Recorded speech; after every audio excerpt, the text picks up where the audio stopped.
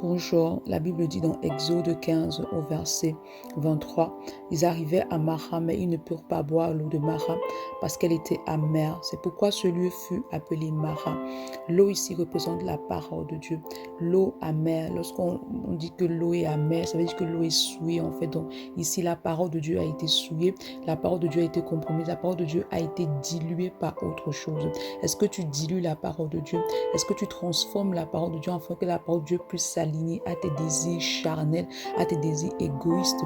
Il est important que tu veilles à ne pas diluer la parole de Dieu. Pourquoi? Parce que la Bible dit que la parole de Dieu est parfaite. En fait, la parole de Dieu ne change pas.